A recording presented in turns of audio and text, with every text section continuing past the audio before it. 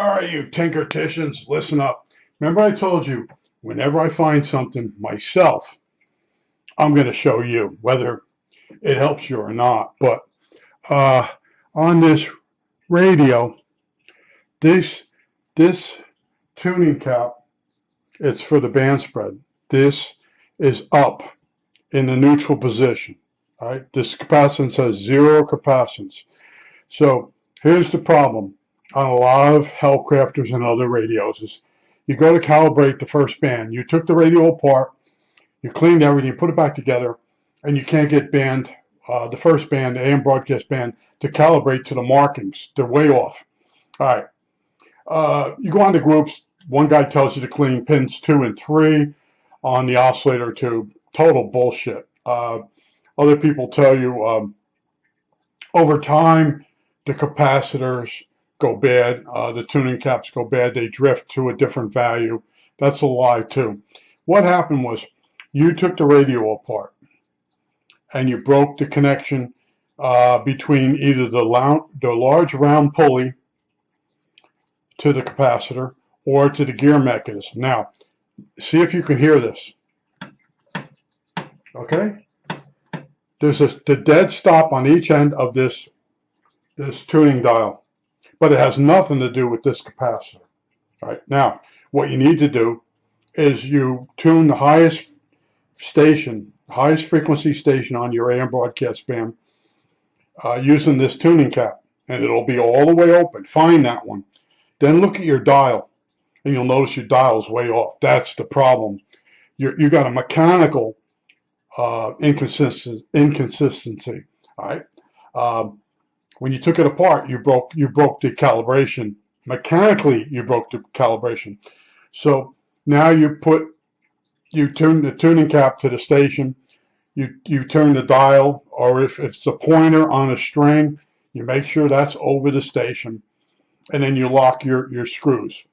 Now you go for final calibration, which would be you tune a coil for the low end, and you go to the high end, tuning the trimmer cap back and forth, back and forth. If you don't get the mechanical correlation between the capacitor and the dial correct, your trimmer and tuning coil will not get you on. You'll go frustrated. Why doesn't this work? Why doesn't this work? Well, I stayed with it, and see, I heard this, and to me, it's the end of the dial. Well, this can go a little bit more. And then when you go down to the bottom stop, same thing. You can't go any further, but this can be moved further. I hope I'm pointing to the right thing. That's the trick. They give you a little bit of leeway on the tuning cap. Well, that's a lot of capacitance when you're up on the top end. So you go to the bottom end and you tune the coil, and you're dead on the station. Now you go to the top of the band to one of the stations, and it'll be usually it'll be under the frequency. It'll be off, and you'll turn the trimmer cap, and it won't seem to have enough range, and that's because you got a mechanical problem, and you're trying to fix it electronically, and you can't. The mechanical correlation between the dial and the tuning cap has to be on to start with. Then your calibration coil, and which is the oscillator coil, and then the trimmer cap, which is the padder cap, and that's what you have to do. That's the trick. And you can go on, read all those groups, and they have all these bullshit stories. And what happened to me? I had the problem, and this radio had been worked on before, and I knew I had that problem before I even started on it. And I know someone's been in here. I got the gear fixed. Everything, the gear is fine. It's all the other stuff that's been done to this poor radio. But going into it, there's certain stations I listen to, and I noticed the dial is way off. And it's way off because, there's a coupler. There's a coupler here. And you loosen these screws, and you can put this capacitor wherever you want. And there's a certain amount of overshoot on both ends, but you have to set this up with the dial, the correlation between this and the dial before you go touching the electronics. That's all I'm going to tell you. That's the trick. Now, I told you it might be a round disc, which would be the pulley on the capacitor, might be way off. Once you know that, you got to watch that capacitor and make sure when all the plates are open, you get full range on the top end. That's the trick. The bottom end, that coil gives you a lot of leeway. But you get the bottom frequency in and the top frequency, and in between it's a little off. Still go back and figure out what the hell's wrong with the tuning cap. Oh, they had this one guy on there. They kept telling him one of the plates must have got bent. And that's what the poor guy, and I went through a lot of different conferences. Not one person told him the real trick. And I'm telling you the trick. To start off with, you put it on a station and you go and look at your dial. Is it on that station? You tune this to the station and then you look at your dial. And if it's off mechanically. You got to get that on, and then you'll be fine. Now, as far as my Wi-Fi goes, there's my Wi-Fi unit. All right, let's get it. Let's get the camera up. See my AT&T? It's got the time on there.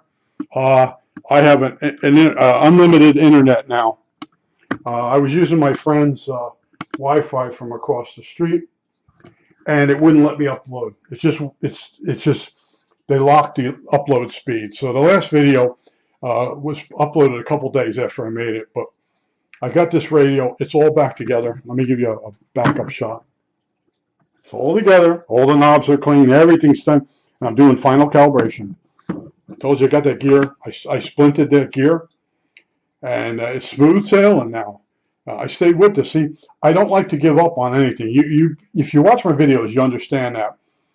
And I try to understand what is actually happening, so I can then tell you what the real problem is. And man, the internet, these guys, the one guy, he goes around the internet telling everybody about I think it's this tube here. I believe it's a 7F7. Oh, you got to hand select one of them 7F7s. Yeah, you got to hand select it. Oh, make sure you clean pins 2 and 3. That was what my problem was. And that's not what your problem is. But I just wanted to tell you, and this video is going to help somebody. A lot of you watching it are like, I don't know, this video sucks. It's going to suck if you never took a radio apart, put it all back together, and had the calibration be way off. And then you read up on it. It tells you on the low end, set the frequency oscillator. I use a radio station, by the way. And you turn the coil and then go up to the high end. They said it, in this case, would be 1400 kilohertz.